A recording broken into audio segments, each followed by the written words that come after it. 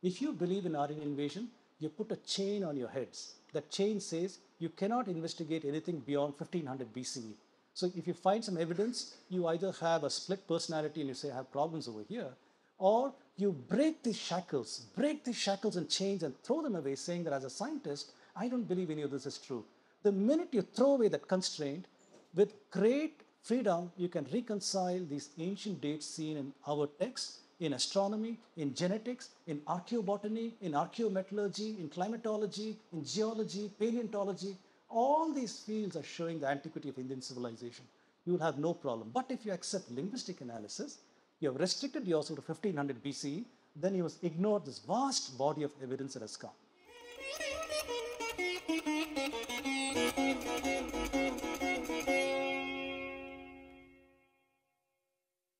So the talk is provocatively called Who Are the Indians?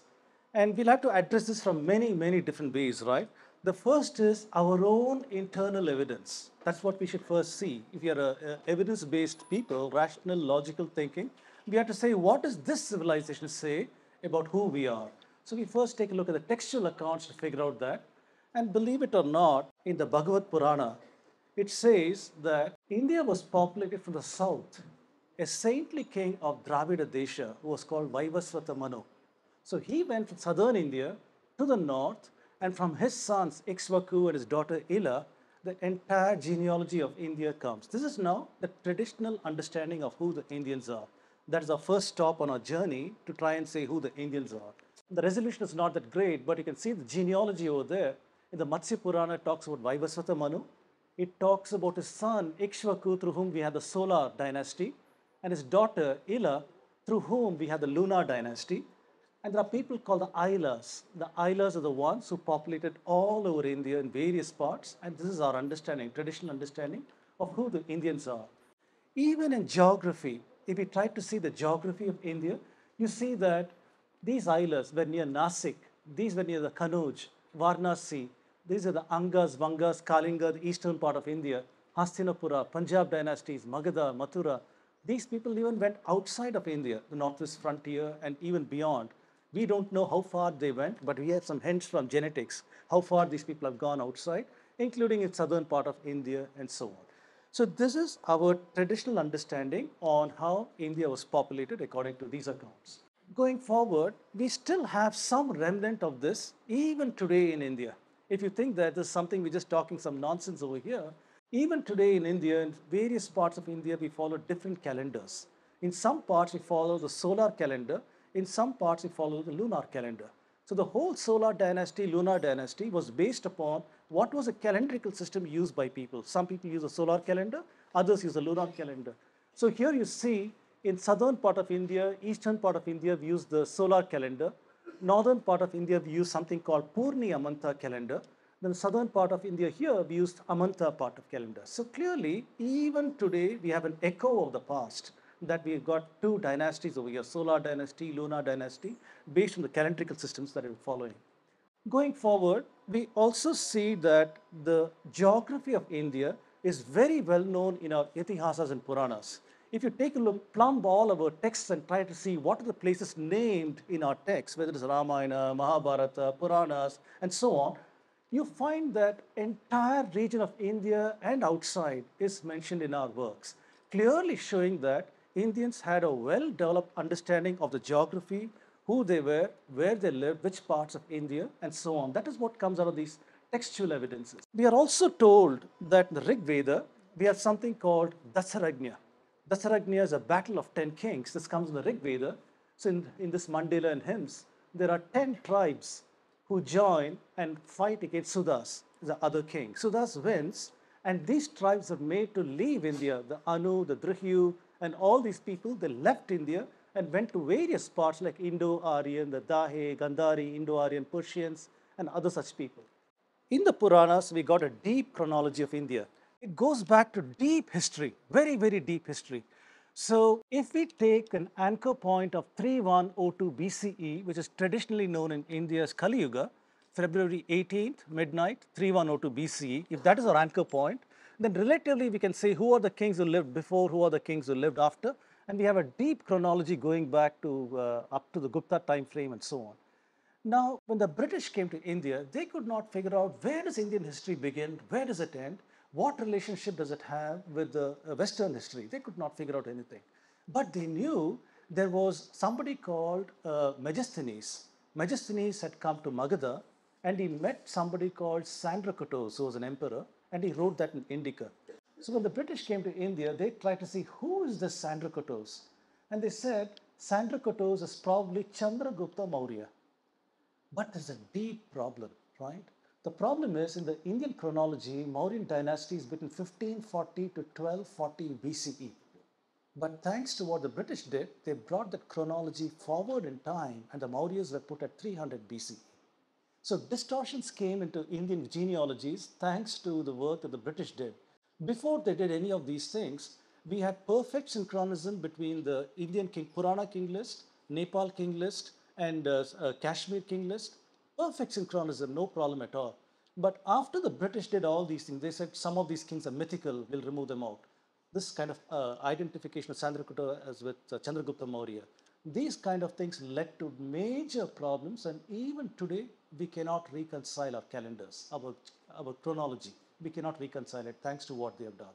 What I told you was who are the Indians according to our own internal accounts. I just give you at a very high level what the Puranas say, who we are, how they occupied different parts of India, the geography, how the Battle of Dasaragnya led to some people going out of India and all these kinds of things. I talked to you about a chronology. India's got a deep history and memory of a chronology going back to thousands and thousands of years, and we talked a little bit about that. So now I'd like to say, who are the Indians according to Western assertions? So when the colonial people came to India, they wanted to write a history of India, right? So they wanted to say, who are the Indians? And according to them, bands of male warriors from Central Asia invaded or migrated to India around 1500 BCE, effectively replacing the existing civilization, and they brought an entirely new Vedic religion, Sanskrit language, and Vedic ecosystem. You will find this in NCRT textbooks. You will find this in our constitution. You will find this in all the laws that we create in this country. You will find this in the media. Everybody talks about this, but is this correct? That is the point, right? Is this correct? So this is what it takes. In the method, they've got something called linguistics. I'll talk a little bit about that if there is time. But every word here is important. It is male warriors, not females. Because in the genetic record, there's nothing that suggests that even the females had come, even the males, there's a dispute about where they came from, all these kind of things. So it has got to be a male-dominated thing migrating to India in this time frame. Very, very questionable kind of assertions. So I call out several structural problems in Indian history. All of my research has shown that we have something called enforced narration. Who's enforcing this? NCRT, the constitution, the laws, media, textbooks, all these are enforcing. And we have something called evidence-based narration, which I am coming here with the facts and science and telling you what it is telling us. They tell us there was Aryan invasion in theory, but then we can show it is out of India. We can show at various periods of time it is out of India. They tell us that Indians can be divided into something called Aryans, Dravidians, and tribal people. But we can show these identities are manufactured. To give you an example, the word Dravida. Dravida is a Sanskrit word that refers to the southern part of India, right? However, Caldwell, who was a missionary, he proposed the English word called Dravidian, and he made that into a racial category. Nowhere in India we had Dravida as a racial category. Kumarila Bhatta, he talks about it in Tantra Vartika. And you have got Adi Shankara, who says that I'm a Dravida Shishu. You got Varahamira, who's talking about Dravida as a region where the people are living over there. So we have always known Dravida as a geographical identifier, not a racial identifier. However, the mischief was done by the British, the missionaries, who made Dravidian into a racial category. Similarly, in India, we got something called Arya. Arya is a noble person, somebody who's a dharmic person, and so on. We call such a person as an Arya. For example, Dushasana is called an Anarya because of his role in disrobing Draupadi. So we call him Anarya because he did not behave nobly. We never known anything called Aryans. Aryans was once again made as a racial category by the British who wanted to do certain racial theories in India and so on. So you have to understand right here. In India, we never had anything called Aryan or Dravidian. These are categories manufactured by the British using discredited racial theories. We'll talk a little bit about that also. They say Indian thought only impacted all countries to the east of India, Cambodia, Thailand, Japan, Korea, China. Yeah, we impacted all of them. But they say Indian thought did not even step 1 foot outside Afghanistan. Utter nonsense. We can show that Indian thought impacted east and the west. They tell us we are a recent civilization. 1500 BC, right? We kill off all the Harappa people or chase them to the south. And that's how Indians came. They say you're a recent civilization because they say if you had to be civilized, you must have a script. These nomads from Central Asia were illiterate people without a script. So they didn't even have anything. They were uncivilized till they made contact with the Greeks in 300 BCE. Suddenly we got Brahmi script. Suddenly we got Ashokan edict and other such things. We became civilized overnight. So they say that we are a recent civilization. We can show we are an ancient civilization and so on. So the question is, we have one set of claims here, another set of claims here. You're all science students. So you should know that when you have competing claims, how do you select one over the other? Are you going to select it because somebody's a loudmouth or somebody's an opinionated guy? No, we're not going to do that. We're going to work with precisely understanding what kind of claims did you make? What kind of methodology did you use? What data did you use? What models did you use? What methods? What claims? That is how we're going to evaluate any of these things over here. And in my work, I show that we got enormous amounts of data for Indian history. You tell me the area, I'll show you how the data can be used for Indian history, whether it is from climate, genetics, paleontology, sciences, archaeology, etc. The thousands and thousands of pieces of data. And then we can use them in several models. Data by itself is insufficient, right? Once you have data, you have to organize it into some kind of information. To do that, you need some basis to understand how do these pieces relate to each other, meaning you have a model. So you have a model to understand reality. And from there, maybe you analyze with some methodology over here. Methodology can be a linguistics. It can be based on logic. It can be based on mathematics. It can be based on various things. At any rate, we got linguistics model, archaeology, genetics, astronomy models, and so on. And this is what I try to do over here. Now, when I said the Westerners are the ones who assert who we are, you have to understand that today our entire historiography is controlled by these 5 frameworks. Okay? So, historiography means the process of writing our history. Who wrote our history? We have always been happy with Sthala Purana, Itihasas. This has been our notion of history. And in northern India, you got genealogies of families, or in southern India, epigraphy on the temples that tells you about various things. The British wanted to write a history of India when they came, the colonial people. So they wanted to present Indians as backward, primitive, superstitious, and such kind of people, whereas the Westerners as forward, progressive, technologically advanced. So they wrote history of India in a certain way. They were followed by the Eurocentric forces. They wanted to say, why are Sanskrit, Latin, and Greek related? What is our relation? We are meaning the Europeans. What is their relationship to the Indian people? To address that question, several linguistics ideas were born with many Eurocentric ideas. So they were at the forefront of translating the Sanskrit literature, whether the Puranas, Itihasas.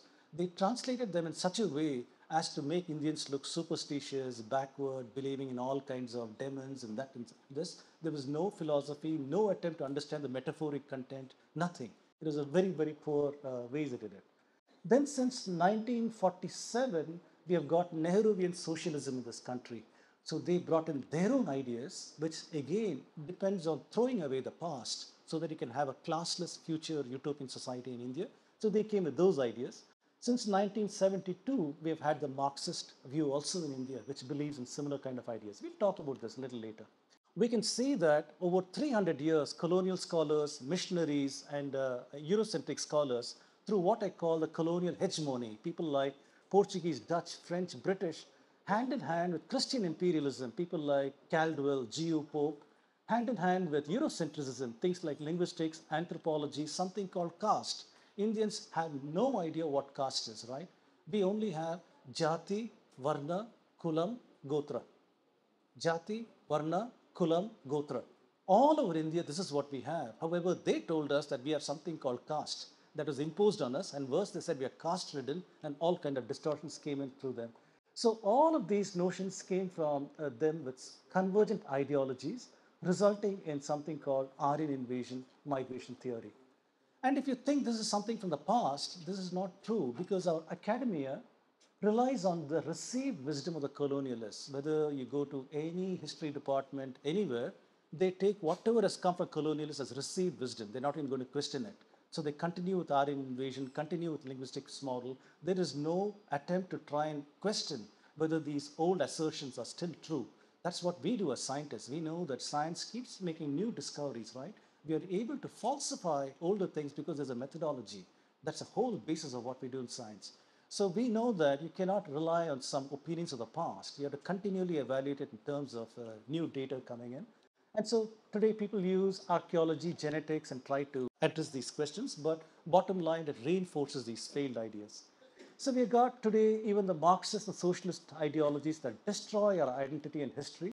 And the roots of this goes back to Karl Marx. So Karl Marx lived at a time when Europe was industrializing and he saw how the factory owners were exploiting the workers. So he said that one fine day the workers will rise in a bloody revolution, kill off all these rich classes, and they'll establish a classless utopian society. So he believed change will come on the back of a revolution, a bloody revolution. That is how change must come. And the difference between them and socialism is not that much. They're very related. Socialists and communists are very related. The only difference is socialists believe change will come through democratic means, through the constitution. You control the constitution, you bring in laws to kill off the old order, then you can have your classless society. That is what they think. So since 1947, Nehruvian socialism has seen to it that the dominant thinking in this country is utterly suppressed because they want to kill it off, right? That's the whole point of the laws that they make. And how do we assert this? Because of the data that we have. We know that Nehru was a member of the Fabian Society in Great Britain. So Fabian Society wanted to bring socialism in 1945 to Great Britain. So when he came to India, he brought in this ideology wholesale. And what does this ideology say? The past is primitive. You have to throw away the past if you want a classless society. So those are the kind of things Nehru came about. And his daughter, Indira Gandhi, she made a pact in 1972 for political survival. She made a pact with the communists. The communists only wanted HRD sector. Why HRD? Because you can control minds of the youngsters like yourself. You can control that through indoctrination, right? So they only wanted HRD sector. That was a pound of flesh. That's all they wanted. Narul Hassan was appointed in 1972. He created, controlled this entire ecosystem of socialist Marxist education. All these bodies that you see here, JNU, AMU, Patna University, ICSSR, National Book Trust, all of these things are set up by the communists, the Marxists over here. And if you had to be a vice chancellor or get a grant from them, you had to be a card-carrying communist, or you had to be a socialist or leftist kind of ideology. Only such people are preferred. So in 50 years, they have erased the emic practitioner, emic meaning internal practitioner, the Sanskrit scholar, the person who's living this civilization, understands the value. He has been sidelined completely out of the ecosystem in 50 years. There is no university in India today where you go where you'll find a traditional scholar or such things. Of course, today there are new Sanskrit universities coming up the last few years. But prior to that, this is the kind of damage that was done by the Marxists in India. So this picture tells you all the frameworks imposed in Bharat, why they did that. Colonial Eurocentric missionary, they wanted to show Christianity is the only true religion and the superiority of the white Europeans. So they wanted to uphold Bible chronology, show Hindus as primitive, superiority, promote Christianity. And the Marxists and socialists, by destroying Hinduism, we can get a classless society. That is their thinking. They brought about subaltern studies, history from below, and the whole notion of oppressor, oppressed. They reduced all of Indian social dynamics to who oppressed whom. So they go here and say, this one's ancestors, they suppressed that person. That one's ancestors were victims. That's what happened and so on. So gone are your Vedanta. Gone is your philosophy. Gone is all the wonderful things your ancestors did, because everything to the socialists and Marxists has been reduced to oppressor, oppressed, victimhood. That's all that is, they bring to the table over here, softening Islam's impact, obviously, showing class conflicts and claiming victimhood. Today in the South, at least in Tamil Nadu, you have a deracinated framework called Dravidianism that also goes about sharing similar ideas with them. And today in the West, you got Islamo-leftism that has started with wokeism ideas, also been imported into India. They also want to claim victimhood, and in India, they do similar things, showing Hinduism as oppressive, patriarchal, Brahminical, evil, and all these kinds of things, caste-ridden. And so we had to get rid of these things. These are all the victims. We need reparations and all these kind of ideas that has come through. All these movements have come through these frameworks. So students, when you encounter these things in your textbook or in media, when you watch a movie and they say these ideas, I hope you'll be able to pigeonhole them. I hope when somebody says Brahmins are evil, you'll say, hey, that is a Marxist, that's a missionary line. The missionary is Abbe Dubois. He brought about the idea that Brahmins are evil, and that idea is repeated. If somebody says Hindus are backward and primitive, that is a colonial line. You can say it came from that. If you say that Indians are technologically poor and such things, you can say that's a Eurocentric line. If they say oppressor oppressed, you can say that's a Marxist line. So your question should be, why should I privilege your darshana? Why should I privilege your way of looking at my civilization? Why have you excluded out of this framework the Indic practitioner who's got the greatest authority, adhikara, to talk about this civilization? That person is not part of this entire ecosystem. What you're learning in NCERT and elsewhere is this nonsense over here. You're not learning authentic kinds of things. So your response should be, why should I privilege somebody's opinions? And you guys as science students should say, I've got scientific facts on my side. This is what I'm going to show you some of them. There's a lot to show, right? There's no time to finish everything. So why does this matter? The spurious Aryan invasion migration theory, it says these Aryans came to India in 1500 BC. They were nomads in Central Asia. They destroyed the superior Harappa civilization. These are not my words. This is there in NCERT. I borrowed this wholesale from NCERT textbooks. And they say India had to wait for 1,000 years for civilization to return to Magadha. After the Greeks made contact with Magadha, suddenly the Brahmi script came, we became civilized overnight. Then they say, yours is a young civilization. You have not had enough gestation time to have advanced knowledge in mathematics, astronomy, medicine. So if you got something like Surya Siddhanta, you must have copied it from the older civilization of Babylon. If you got Sushruta Samhita, you must have copied it from Galen, the Romans and other such things. So they have taken away your agency. You don't have agency in talking about your own history because they've taken away adhikara, that they talk about who we are. So in this image that they have built on us, Aryans brought Sanskrit to India from Central Asia. The Brahmi script came from the Semitic script called Aramaic from the Levant into India. Astronomy came from Babylon into India. Math and sciences came from Greece into India. The Turkic Muslims got us culture, cuisine, architecture, music, and civilization. The British got us science, technology, and rational thought. There are even some people who say Bhakti was taught to us by Saint Thomas, who landed in Muzeris. Before that, we didn't even know the love of divinity or any such thing. But this is not a joke. This is what you're internalizing because of the indoctrination happening in your minds. Not now, not in one day, since the last 12 years of your schooling and so on. This is the nonsense that has been drilled into our heads. This is what we think. So I, as a scientist, have done much research on this in several ways, trying to rebut this historiography. I've seen textual evidence, archaeology, genetics, climatology, geology, astronomy, published evidence in all of these areas to address this question of who we are as a people. I put this as a common sense question.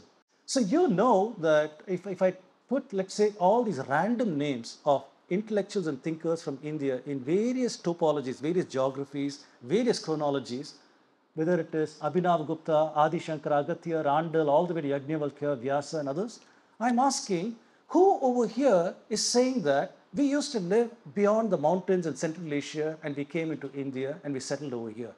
Who over here is saying we fought with the people there, we drove them to the south and they became Dravidians and we are living here in the north?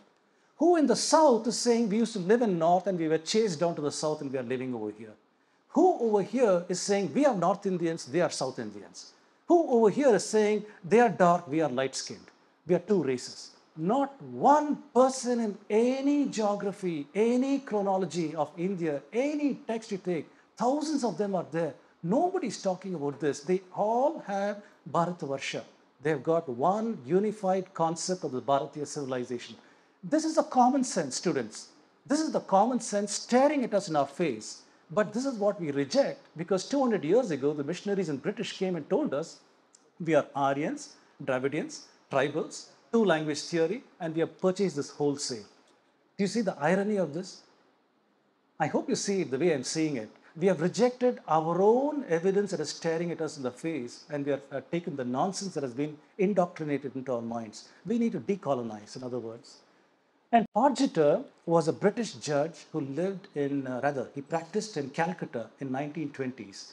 True to his profession, he would not say something randomly. He wanted evidence, examine the evidence, and then come up with the facts and claims. So he studied, that time Aryan invasion was a very big thing, linguistics. He made a deep study in this book, Indian Historical Tradition. You can download this book and read it. And he said, the current theory, Aryan invasion, must account for these facts. Indian tradition knows nothing whatsoever about Aryan invasion, what I told you in the previous slide. And he's saying that a whole lot of things. Bottom line is saying all this tradition was falsely fabricated. Truth is absolutely lost if the current theory is right. He's brought about 7 facts of the Indian civilization. And he's saying if Aryan theory is right, Aryan invasion, then all of this Indian tradition is wrong and must be thrown out. And he's saying if all this tradition is false, why, how, whose interest was it fabricated? Was there a grand conspiracy in India, all the rishis over different periods of time and chronology saying, let's fabricate the evidence so that we are an ancient people? Is that what possible? Is that what happened? Those are the logical questions he's asking. He's saying Indian tradition suggests a reverse origin for the Aryans. Linguistic theory says Indians came from the Aryans, right? Sorry, Iranians. So Aryans, Iranians into India. That is the thinking. But he's saying the internal evidence of India suggests a different origin. So he was one of the first people who attacked this Aryan invasion theory. But his voice was drowned out very early. I'm going to talk to you about how old is the presence of humans in India. We want to talk about that. I'll show you very quickly paleontology, radiocarbon dating, genetics, astronomy of text. And in these talks of mine, you can find them on YouTube. I've extensively talked about archaeology and paleontology. We can show that human artifacts are there from 1 million years ago in southern India. Why southern India? Because southern India is like a triangle, right? There's ocean on all sides. So if humans come into India from the northwest side, when you go to the south, there's no other place to go. So you're going to settle over there. So that's why the oldest implements are found in southern India 1 million years ago, maybe Homo erectus, not even Homo sapiens. Then we have got the Narmada man, a skull that is found in the Narmada Valley with a cranial capacity of 1,400 cubic centimeters. This is found 350,000 years ago. The modern Homo sapien has got similar cranial capacity, 1,400 to 1,500 cc. And the Homo erectus average in China, Africa is 1,000 cc. So clearly the specimen living in Narmada Valley was not Homo erectus, it was an early Homo sapien. In contrast with what they say, Homo sapiens came from Africa into India 90,000 years ago, we seem to have at least one data point over here. Then Shanti Papu and other researchers recently reported in Athirampakkam in Tamil Nadu, they found stone tools that are dated from 350 to 180,000 years ago. These are not ordinary stone tools. These are stone tools so well designed. In other words, you have a long cutting edge to scrape the flesh from the skin. You have a sharp cutting edge to tear the skin, let us say, or you have a sharp javelin point to as an arrow. Things like this calls for planning, abstract planning. So before that event has happened, somebody needs to think, I need a tool for that purpose, and then take the correct stone and make the shape correctly. That calls for advanced planning associated with Homo sapiens, not with earlier archaic humans. So these tools suggest that some intelligent species was living in India 350,000 years ago, making these things. 40,000 years ago, we got cave art all over India, Bhimbetka, Madhya Pradesh. You go there, you find cave art that is 40,000 years old. Then in Pompuhar, in southern India, 18,000 years ago, we got artifacts. Guess where? Not where Pompuhar is today. 15 kilometers outside into the Bay of Bengal, 400 feet below, 125 meters, we have found that there are settlements, human settlements over there. And we know it dates back 18,000 years because the Earth went through the last glacial maximum. Last glacial maximum was 18,000 years ago. We know that from climatology studies, when most of the water was locked up in ice. So the seashore should have been visible far beyond where we are today, right? So 18,000 years ago, the shorelines were not where today's shorelines are, but about 15 kilometers outside Tamil Nadu coast right now. And this person, Professor S.N. Ramaswamy from Bharatidasan University, Tiruchirappalli, he published a paper recently on his findings over here. Edakal in Kerala, Birana, underwater artifacts in Dwarka, and many, many other artifacts are there. Then I'd like to talk to you a little bit of genetics also, right? Today genetics is a big, huge thing. Early on, people tried to see on the maternal side, using the maternal mitochondrial DNA, and on the paternal side using the Y chromosome, they tried to see, can we understand from the markers that we carry, what are markers, some kind of persistent mutations. From these mutations, can we construct a phylogenetic tree? In other words, if there's an early mutation by your ancestor, maybe 100,000 years ago, that would have been inherited by all the descendants, but on the way, maybe a new mutation came. This was mutation A, then a mutation B. So now descendants have got A and B, and somebody else has got C, somebody else here has got a D. So this way you can work backwards and make a tree like this phylogenetic tree. And now the research says the earliest L0 to L6 are Homo sapiens who lived in Africa from about 200,000 years ago till 90,000 years ago. Outside of Africa, the two markers are M and N, and these are found in India.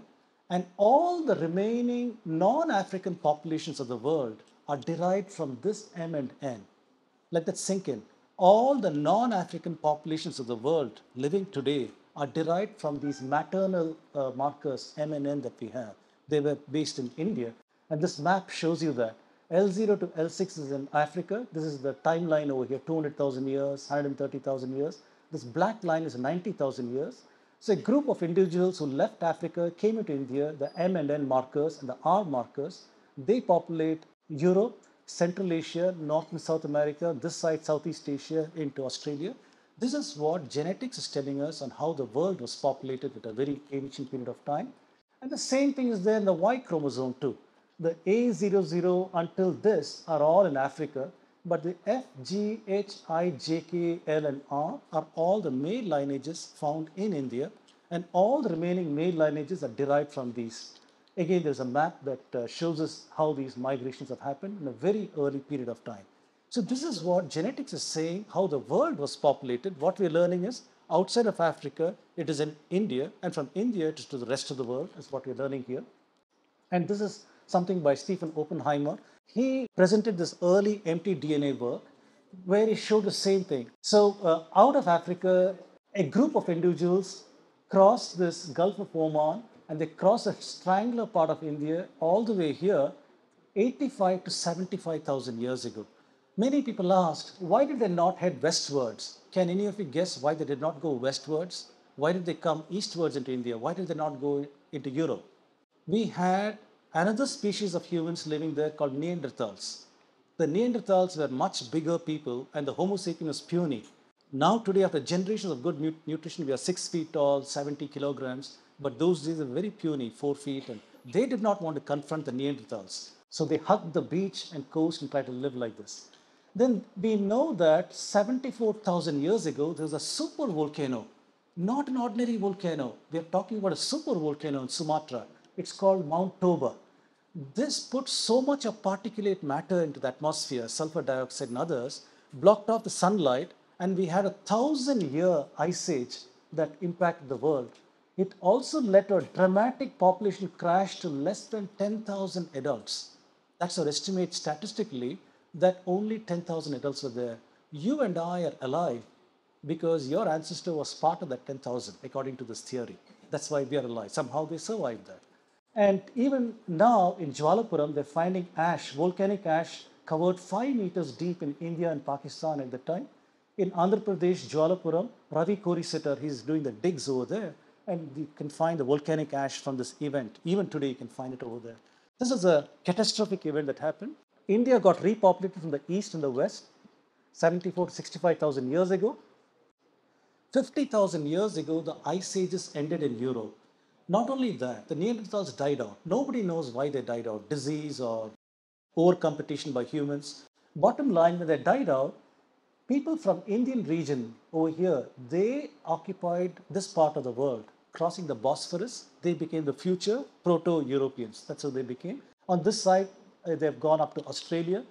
Then people from approximately Sindh, then the northeast part of India, from Sumeria, they joined into Central Asia and they crossed the Bering Strait into North and South America 40 to 25,000 years ago. So this is what we can reconstruct today with science about the early peopling of India. So today, a lot of people try to say, who are the Indians today, right? Genetically, who are we? We have got a different bunch of markers. If I were to take all of your genetic markers, there'll be slight differences from the next person's genetic marker, and so on.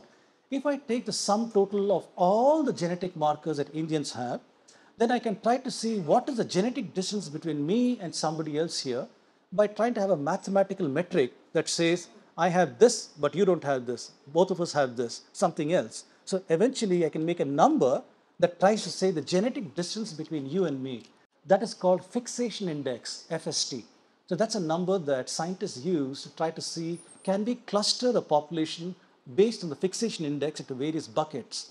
So they wanted to know, can we cluster the Indians on FST into North Indian population, South Indian population, into Aryan, Dravidian, Brahmin gene, Kshatriya gene, Shudra gene. Every study that I've shown here has replied negatively.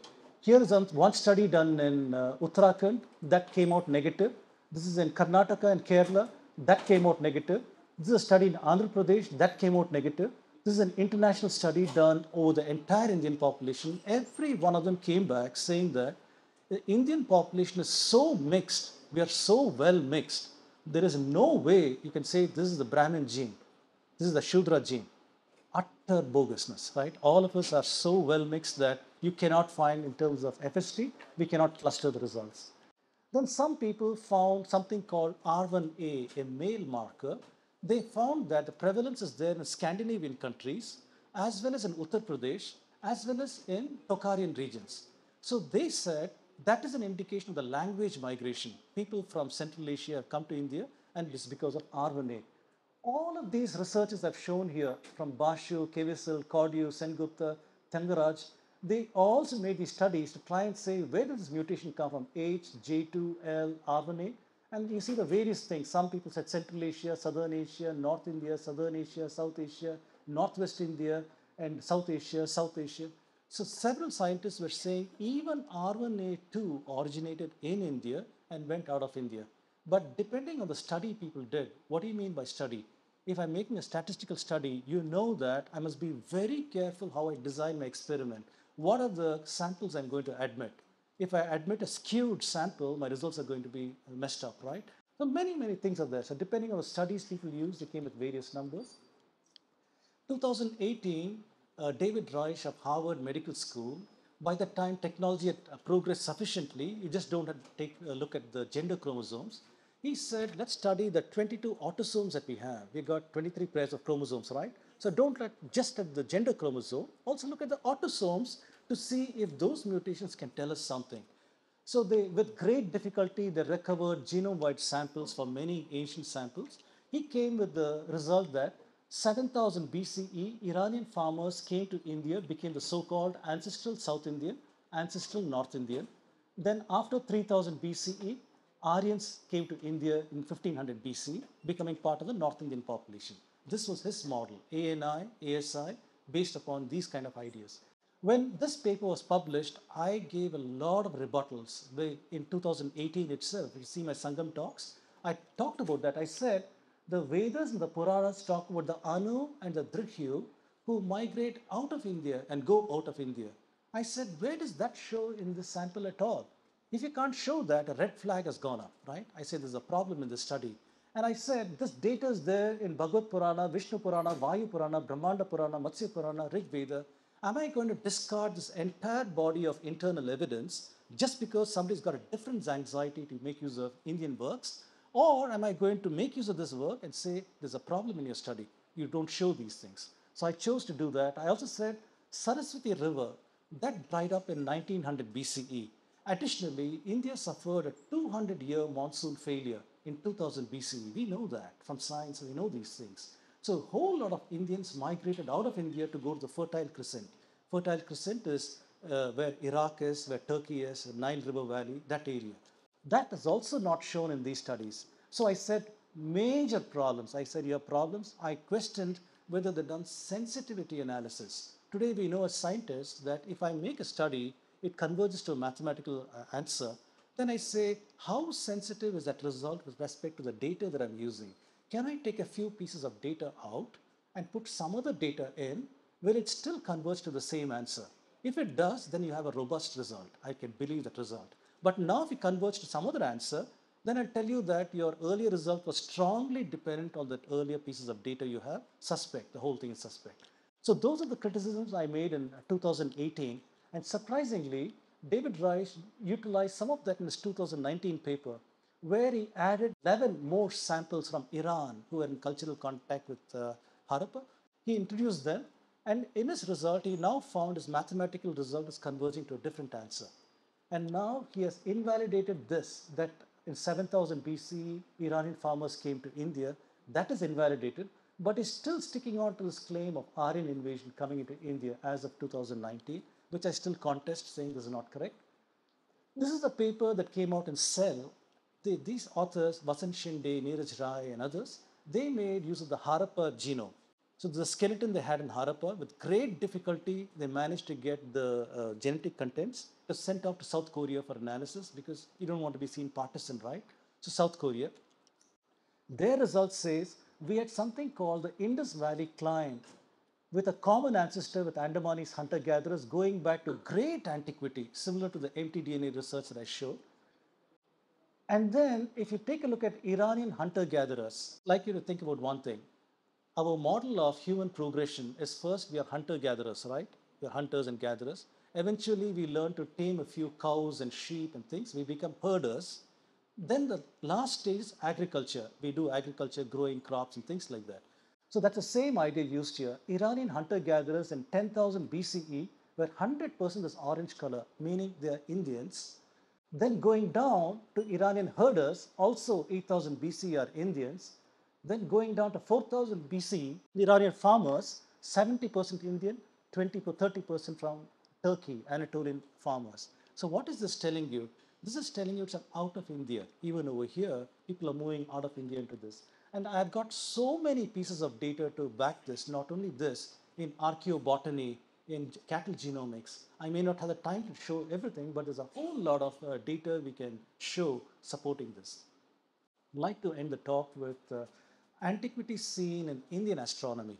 Many of us are not exposed to Indian astronomy, right? And why is that?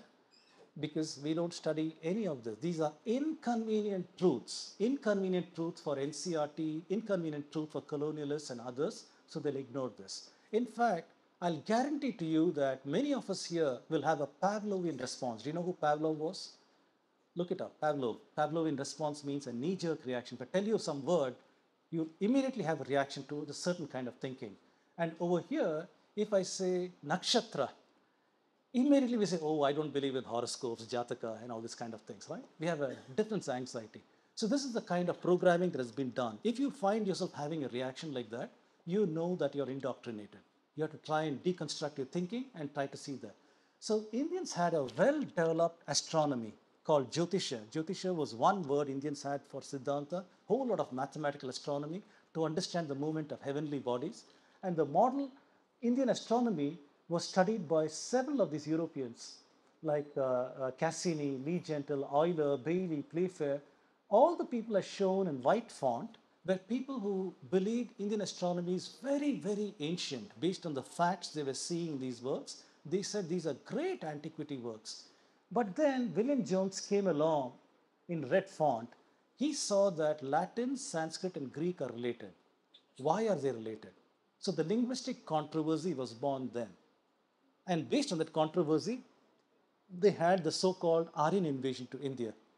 If Aryans came to India, brought Sanskrit from Syria into India, composed Rig Veda and all the Brahmanas, Upanishads, Aranyakas in India, then their astronomy should not be ancient. Do you see what I'm saying? The astronomy should not be ancient because you only start in 1500 BCE in India, right? So you cannot have detailed astronomy. But Indian astronomy is going to 8000 BCE, 9000 BCE. They could not take that. So a whole lot of controversy started. How old is Indian astronomy? Where did they get that knowledge from? They presumed that we got knowledge from the Greeks and Babylonians, trying to reconstruct that. Even to present times, Otto Neubauer, David Pingree, 2005, they all continue with a similar line of thinking that Indian astronomy is not as ancient as it appears, so utterly bogus. We have had the Nakshatra Rashi model. Our ancestors, they observed that every day the moon appears over the eastern horizon at a slightly different time, maybe 40 minutes later, 48 minutes later. And therefore, if it is evening time, you can see the stars, right? when the moon appears in the evening in the sky, what star is there in that section of the sky? Tomorrow, 48 minutes later, the moon rises, it's in a different backdrop of the sky. Our ancestors saw it takes 27 days for the moon to return to the same backdrop of stars.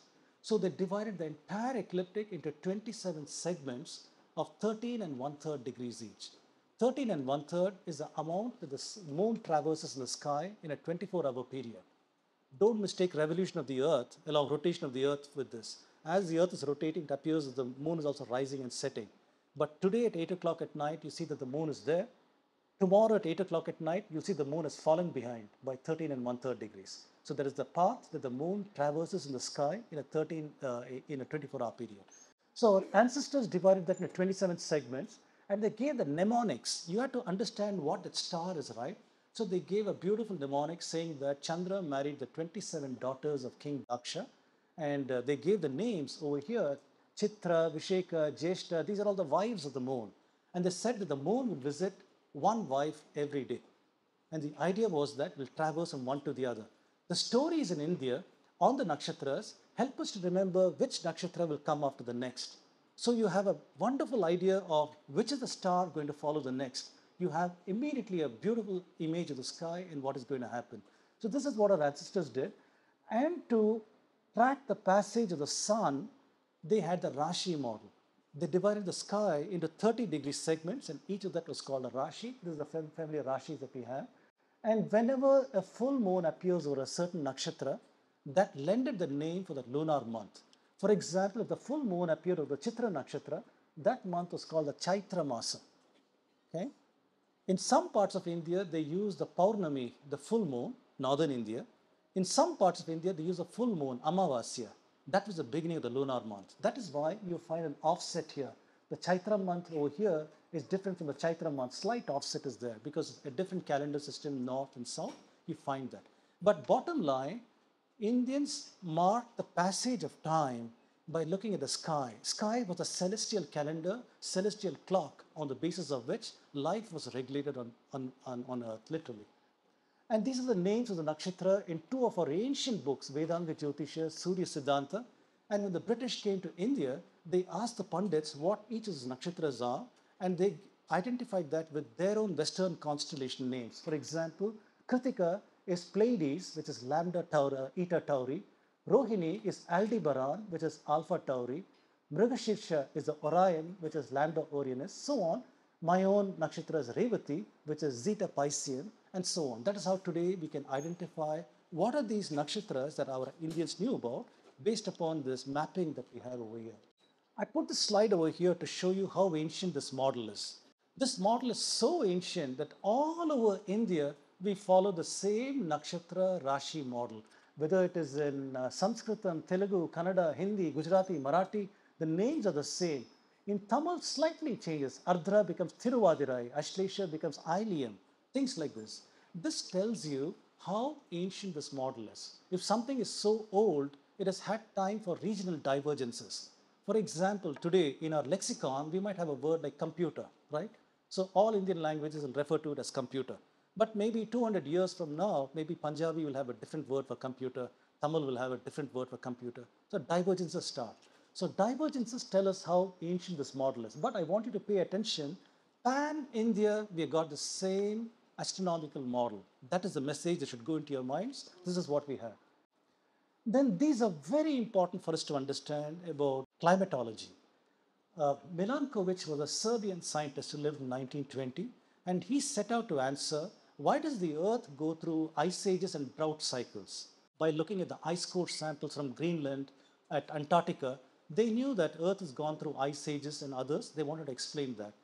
He said the amount of radiant energy we get from the sun changes because of three cycles of the Earth. You know about rotation once in 24 hours.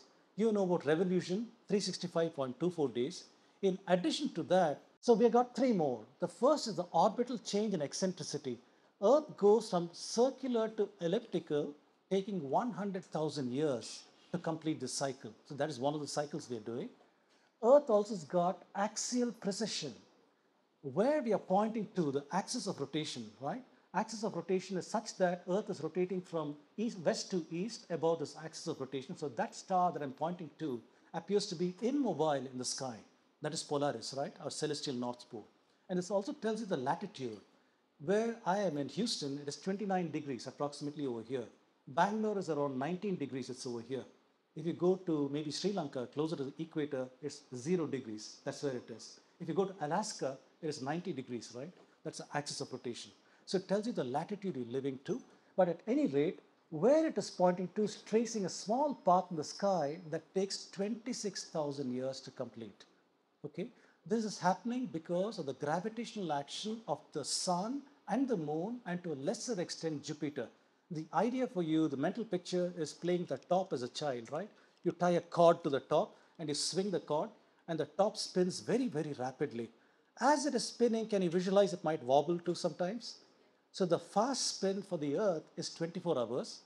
The slow wobble is this 26,000 years. That is what is going on Earth. Then we have change in obliquity, where Earth, where it's pointing to, from 21 degrees, it goes to 24 degrees. So Milankovitch came and said he did not discover these cycles. What he did was he said the amount of radiant energy we get from the sun depends on a combination of these three things. Therefore, we go through periods of ice ages and droughts. This is the most successful climate theory we've had till the present times, describing our ice age records in great detail. No other theory has been as successful as this, in my opinion, to talk about this. But why am I talking to you about this? I am talking to you about this because this cycle is critically important to understand Indian astronomy.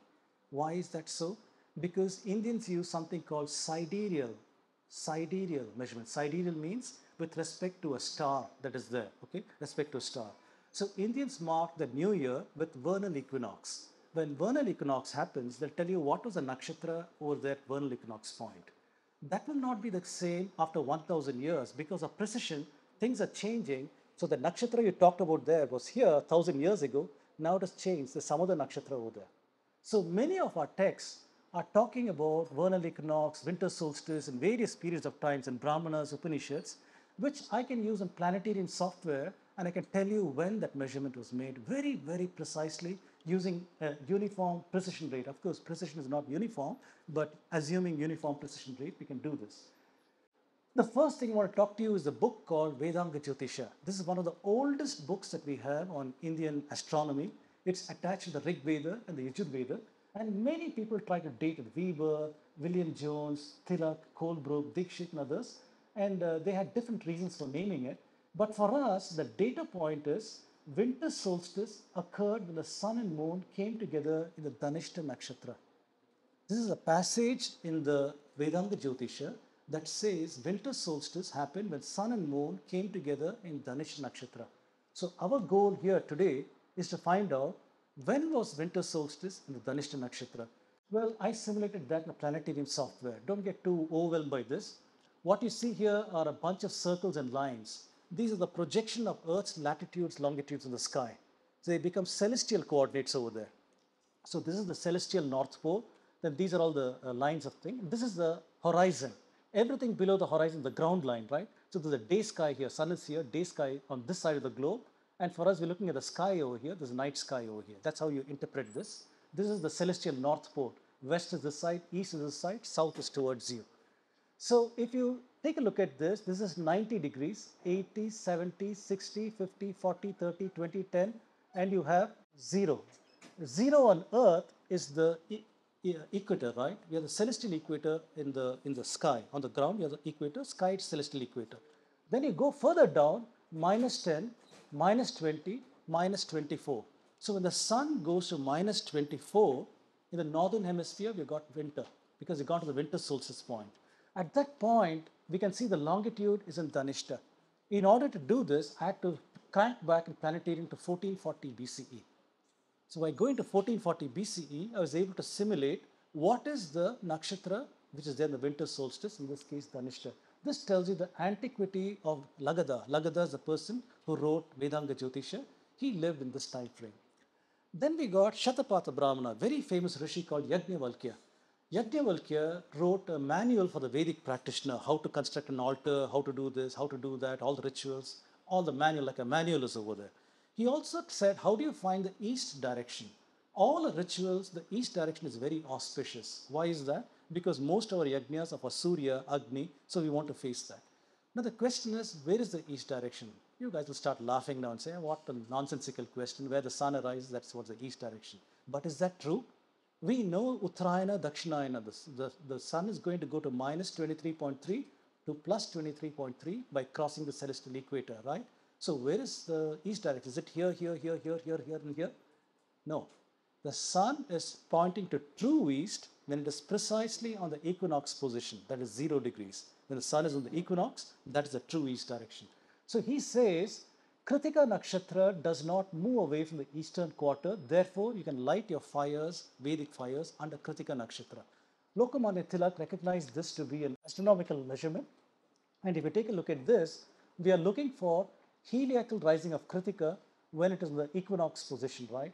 So once again, if you start from 0, 90, 80, 70, and so on, you come to the celestial equator. 0 is over here, horizon is over here, and Kritika is right over here. So the Vedic practitioner would have woken up before the sun rises and it's dark, have a ritual bath, come outside and say, yeah, I see Kritika over there.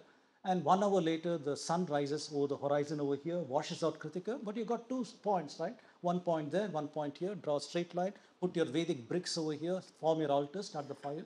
That is what is done. So this turns out to be 2982 BCE when Kritika was on the celestial equator. That is what we find over here. Staggering period of time. Then we have an ancient epoch in our many Indian works. Puranas talk about Kali Yuga. Aryabhatta, Surya Siddhanta, they refer to this. Pulasa Siddhanta, Brahmagupta, Al-Biruni, they refer to this. In Aihole temple epigraphy, we find references to that. Cassini was an Italian astronomer who encountered something called tables of Siam. He got that from a French traveler, some priest who went to Thailand and got these tables, and he tried to analyze it. He's a mathematician, and he tried to analyze it. He said that it seems to be having the longitude of Benares in it, and it seems to have an absolute date of 3102 BCE, February 18th. That was his conclusion. And soon after that, Playfair, Bentley, Colebrook, Burgess, they all refer to the data in Surya Siddhanta, confirmed that this is the date that is encoded there. It turns out to be a conjunction of planets, sun and moon in the Revati Nakshatra. So I went ahead and simulated that. So this is Surya that you see here. Revati Nakshatra is over here. Chandra is the moon. Guru and Shukran, Jupiter and Venus, almost on top of each other. Mangala, Mars is over here. Buddha and Mercury. Shani is Saturn. And they are all clustered in the Revati Nakshatra or very close to it. This kind of a clustering has not happened since in Revati Nakshatra. There can only be one point. Either this is an ancestral remembrance, a cultural memory coming down from very ancient period of time, or as a logical people we must ask, did somebody back compute it? So could we have had such advanced astronomy and mathematics that Aryabhatta or somebody back computed the date? Should be open to it, but I've seen Aryabhatta's models and I know the accuracy is not there to go back this kind of precision. So this is probably a cultural remembrance coming from an ancient period of time. All of us know about Aditi. Aditi is the mother of the gods, right? With a co-sister Diti, married Rishi Kashyapa, and you have the Devas and the Daityas arising from that. But for us, we are interested in the reference to Aditi in the Aithriya Brahmana. This is the Martin Hogg translation of Aithriya Brahmana. In this second chapter over here, there's a very cryptic passage, something that will make you scratch your head and ask, what is this? What is going on over here? It says the sacrifice is yajna, right? That went away from the Devas. Devas were unable to perform any further ceremony. They did not know where it had gone to. They said to Aditi, let us know the sacrifice through thee. Aditi said, Tatastu, but I will choose a bone from you. They said, choose. She chose this bone. All sacrifices shall commence with me and end with me. Very, very cryptic. So she's saying, all sacrifices will begin and end with me. What is this whole business of Devas did not know when to perform the yajna? Yajna had gone away from them. This Balagangadhar Tilak, he identified this and he said it is actually the Indians suffering because of this precision of equinox. They don't know when to do their festivals, when to do their practices, because we look at the sky to understand when to observe a festival or an auspicious time. But over thousands of years, because of precision, it is going to change. So that confusion is reflected in Aithriya Brahmana. They could not perform sacrifice. They did not know where it had gone to. They have reset the calendar to Aditi. So we have to try and see when was vernal equinox at Aditi? That's our new year. She's saying the new year will begin with me and end with me. That's what Aditi is saying. When she says all sacrifice will begin and end with me, that's what she means. New year begins, vernal equinox. Again, you come back to vernal equinox, that's Aditi. Aditi is what we refer to as the Punarvashu Nakshatra. Punarvashu Nakshatra has got two stars. It is Diti and Aditi. Those are the collective stars. It's called Punarvashu. In the Greek tradition, you call it Castor and Pollux. Castor and Pollux are Diti and Aditi for us. So we have to see when was vernal equinox over here. So I'm not going to read all these things, but the sun is at the vernal equinox point. Latitude longitude over there is Diti and Aditi. That is 6000 BCE or 8000 years before present. That is a time when Aitreya Brahmana makes a reference to, I don't understand what's happening in the sky, the calendar is all messed up, I have reset my calendar to Aditi now, and we're going to follow this calendar because of precision.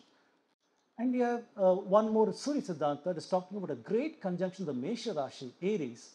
This conjunction turns out to be 6779 BCE based upon the planetarium software again. We all know the story of Ashwins, right? So Surya married Sanjana. They had a beautiful married life. But one fine day, Surya became so hot that Sanjana could not take the heat. She abandons her husband and goes off to the cooler region. She leaves her shadow Chaya in her place and she goes. Sun discovers a deception as, hey, you're not my wife. Where's my wife? And then she says she has gone to the cooler region. So the sun follows her and he finds that she's taken the form of a horse or a mare, and he too takes the form of a mare, and the Ashwini Kumaras are born because of that union. Then we have passages in the Rig Veda that says Ushas. Ushas is the goddess of dawn, right? She says, Ushas, awaken the Ashwinis for their share of the Vedic sacrifice. You don't awaken a grown-up man. You awaken babies, right? So he's saying, awaken these babies, Ashwinis, for their share of the Vedic sacrifice. That's what it refers to over here. Many, many hymns are here. So the important thing for us is, if sun goes to the cooler region, that means it's gone to the southern hemisphere. That means in the northern hemisphere, we have winter solstice. So we have to see when was the Ashwini Nakshatra appearing in winter solstice for heliacal rising. Because Ushas is a goddess of dawn. She comes with Surya, right? She heads his chariot and goes with him. So we have to see heliacal rising of Ashwini in the winter solstice position. I crank this back in time, and this turns out this is minus 23.3 degrees. Ashwini is over here in this longitude over here. This turns out to be 7200 BCE. I request you students to please write this down. Search on YouTube for Once Upon a Time 9,000 years ago. The title is Once Upon a Time 9,000 years ago. It's in rajvedam.medium.com. Over there, I have found an amazing correlation of this story with two scientific papers that came out last year in Nature. So those papers talk about a massive solar flare. When solar flare happens, what happens? Whenever the sunspot activity, you know, the sunspots go through a 11-year cycle and so on, right? So once in a while, we have a CME, a coronal mass ejection that happens from the sun. And when that happens, if you're unlucky, it comes towards the Earth. But because these are charged particles, they're conducted by Earth's magnetic lines to the North Pole and the South Pole. But then in the upper atmosphere, they're going to have some reactions. All kinds of isotopes will be created over there, and they rain down on the Earth. As they're raining on the Earth, we've got the aurora borealis, the northern lights, southern lights, we see that over there. And then those records are there in the ice cores that are preserved. So scientists today have drilled the ice core, and they have found evidence of a massive, not an ordinary solar flare, but a super powerful solar flare that happened in 7000 BCE or 9000 years ago. They found an evidence of that is there. How big was it, you might ask? The biggest solar flare that we know today in recorded history happened in something called Carrington event. Google for that. Carrington event that happened sometime in 1890 or 1850, somewhere around that time. Such a big solar flare happened that solar storm could be seen even in latitudes near Hawaii, near China and others. They could see these northern lights and so on. Normally, you only see that in the northernmost latitude, southernmost latitude. It was seen in all those places. They said the ionization of the Earth was so great that telegraph operators in that time frame operated their equipment without turning on the battery power. Without turning on the power, they could operate lines from Portland to Boston over a course of 2 days. That tells you how great that event was. Now, to calibrate that, this event that I'm talking to you is logarithmically 1 order of magnitude even greater than that. So you can imagine that all over the Earth, you must have an ionized atmosphere, this atmosphere would have been bright to look at everywhere. Our Indians probably experienced that and preserved that in a story saying sun suddenly became very, very brilliant and Vishwakarma had to come and chop off the earth's sun's brilliance after 4 or 5 days. Then the sun went back to normal. Amazingly, that story correlates so well with this archaeoastronomical artifact. So do read that once upon a time, 9,000 years ago. So now we can make a rebuttal to Aryan invasion theory. There are so many instances of interest that are there in our Puranas, in our Itihasas, in our Upanishads, Brahmanas, Aranyakas, that are talking about Indian astronomy going back to such great periods of time. How is it possible, according to linguistics theory, it is saying that Aryans came to India in 1500 BC, composed the Rig Veda in India in 1200 BCE, but somehow the Rig Veda seems to have knowledge of 3102 BCE and all these kind of things. How is that possible? Red flag must go up. So their solution was very simple. We'll discard all the Indian works as unreliable. So by discarding that, they said we can reconcile with linguistics model. But we know better. So Max Muller had said Chandas period, earliest books of Rig Veda 1200 to 1000 BC, Mantra period 1000 to 800, Brahmana period 800 to 600, Sutra period including Vedanga Jyotisha 600 to 200 BC. This is his take on it when all the literature was composed. But today I've shown to you that even Vedanga Jyotisha is 1400 BC. Where is that? Where is 200 BC? Brahmana, Kritika in 2982 BC. Where is that? Where is his Brahmana period 600 BC? These stories are from Rig Veda, Aditi and Ashwinis. Where is this time frame and where is this time frame? So clearly we are seeing the internal evidence of the Indian civilization has got great antiquity, which is supported not just by this, it's also supported by radiocarbon dating. Whether you go to Mehgar, Bhimbetka, in Bhirana, Rakigadi and other places, radiocarbon dating has shown dates of 9,000 years before present, 7,000 years before present. In genetics, we got some understandings of when those early mutations came. So we are seeing a crisscrossing of evidence from genetics, archaeology, carbon dating, the textual evidence. That's probably where the answer is. So how do we discard all these things and go with the linguistics theory? That is the question. So Max Muller was confronted with this in a European conference where somebody asked him, Mr. Max Muller, should all of Indian chronology be held hostage to Bible's chronology?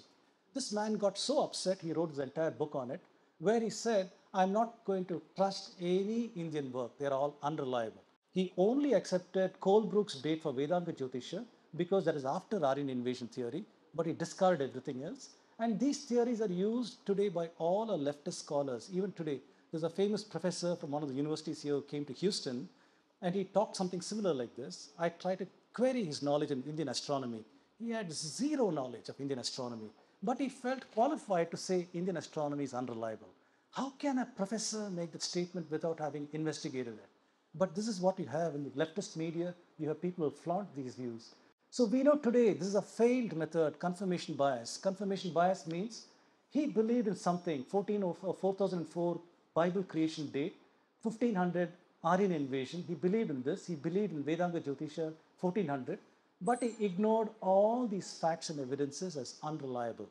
So we know today there's a failed methodology in colonial scholarship, and by extension, everything in NCRT and others who are teaching these things are based on failed scholarship methods. That's what we are learning. In conclusion, who are the Indians? I did not show you all the evidence I have, just a little bit.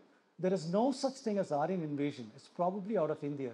We are not Aryans, Dravidians, or tribals. These identities are manufactured. It's not a recent civilization. We are an ancient civilization.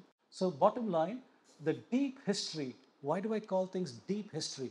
We have something called history, proto-history, prehistory. History, according to historians, is when writing is there. When writing is there, you get history.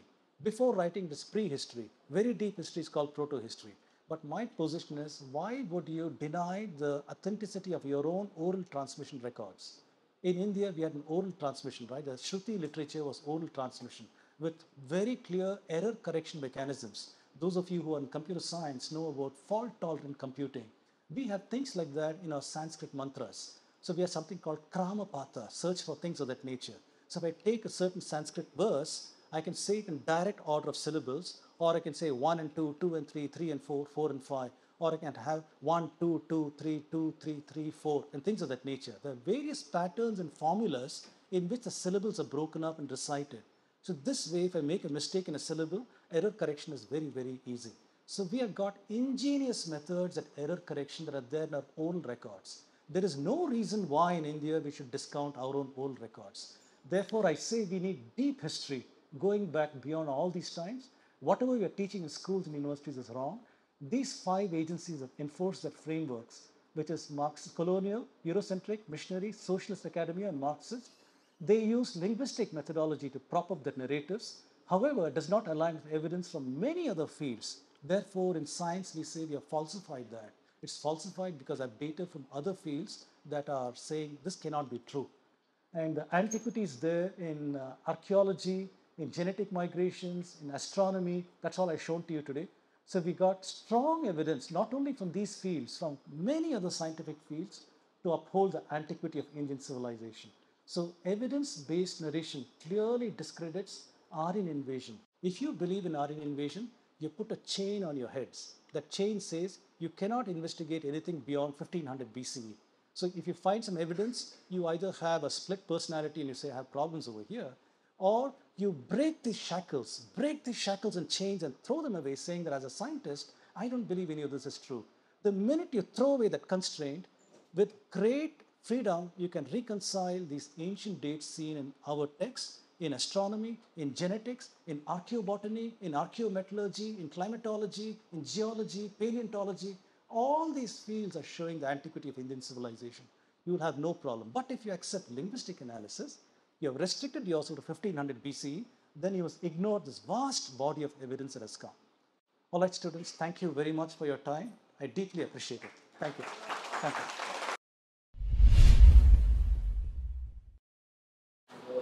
My question is about the Indus Valley script. That's we have seen that many other civilizations script has been decrypted, and the Indus Valley script is not decrypted right now. So, what is the possible reason of that? So the thing is the paucity of records. In many of these other cuneiform texts in Babylon, we got entire huge records are available through Rosetta Stones and things like that. People have been able to decode those scripts. Indus Valley, the biggest signboard we have, the Dholavira signboard, things like that. So we don't have long scripts in Indus. So people are even wondering whether it is a logogram. Logogram means like a sign, stop sign, go, those kind of things. Or is it a phonetic sign? Is it those kind of things? Many people have done different studies. I'll talk to you about Rajesh Rao. He's a professor who tried to see what is the entropy content in the, rather information content in the Indus script. So he took the Indus script, different languages like Tamil, Sanskrit, and other things, and he took also musical scores, DNA, proteins, and other such things. And he tried to see if I take 2 records, 4 records, 8 records, what is the information content? There's a log likelihood criterion function to tell you certain things. And he found it clusters in such a way that all the non-languages cluster, which is genetics, data, other such clusters here. And he found that Indus script is clustering along with languages. So he said it can neither be maybe a northern language or a southern language. But I am most interested in the works by Subhash Kar. So he took the 10 most common signs in Indus Valley by frequency, right? You can take a look at all the records that are there. You can now make a frequency-based understanding what is the most common sign. He ordered them. Then he also ordered the Brahmi signs. He said, what are the most common Brahmi signs? And to my shock, there's a one-to-one correspondence. Even in the way the Brahmi sign looks and the Indus sign looks, very small differences. I didn't show you all that evidence today. But his work is suggesting that the Indus script has evolved into the Brahmi. Why is Brahmi important for us? Because all Indian scripts have come from Brahmi.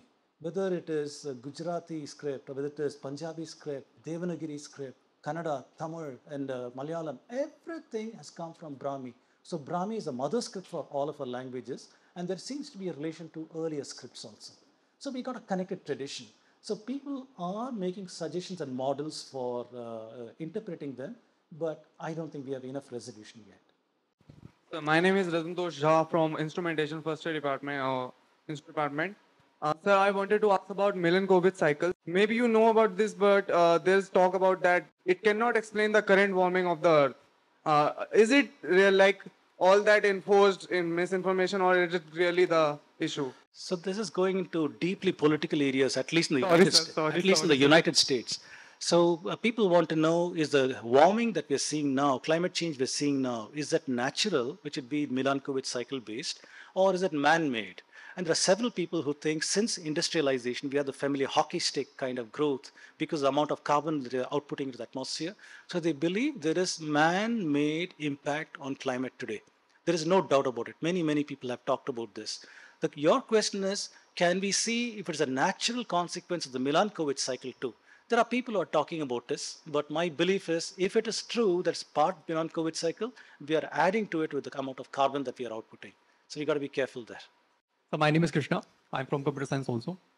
Sir, you talked about NCRT falling prey to the Western narratives and not inculcating the other source of academia and research, and only considering the linguistic evidences. How long do you think that it will take NCRT textbooks to be redefined and inculcate the other source of research also? And why is it not happening now?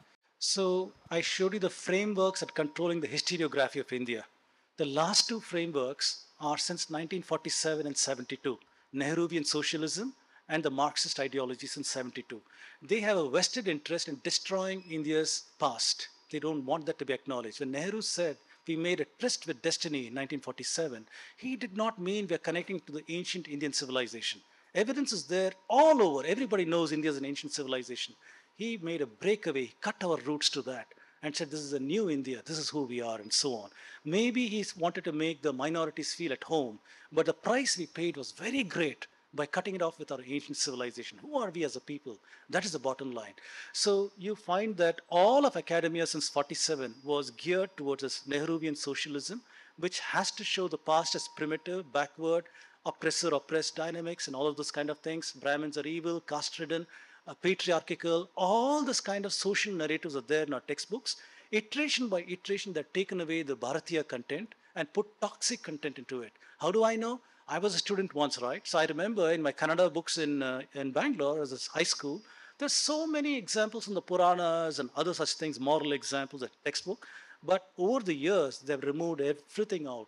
Everything's only, this person was oppressed by this person, that kind of nonsense only. This will not go until we destroy the entire ecosystem of socialists and Marxists in India. Once their stranglehold on Indian academia is removed, then perhaps we can logically go. Today, there are some signs that there's a desire to go to Indian knowledge systems to promote NEP policy. But unfortunately, the powers that control this, if you take a look at NCRT book, you'll find out the editorial board, who are those people. Find their affiliations, you'll find out all the leftist organizations they belong to. Unless that ecosystem is completely detoxified, you're not going to find change happen. So my question is very simple. Why is the Indian practitioner not part of this ecosystem? So this completely sidelined, and now he's sitting in a tiny silo only on Sanskrit literature with no idea of what is happening in the outside world, because we neglected this for the last 50 years or even more. So we are in an unfortunate situation. Hopefully things will change. You're all the harbingers of change, all the young people sitting here. If you like what I've said, do continue this research. Who knows, maybe you'll make a powerful change in the future. Whatever you said is perfect. I mean, it's very true that NCRT was being led by the communist organizations. Right now, today, with the introduction of national education policy, effort in NEP is in that direction only to change that colonized effort made by Marxists over the years and to change it to the whatever is the right thinking about India, whatever should be the correct thinking about India. They are trying to introduce that slowly. And maybe, I mean, we were not fortunate enough to read those books, but definitely within 2-3 years, you will definitely see the change, which is because a serious work is being done in this direction.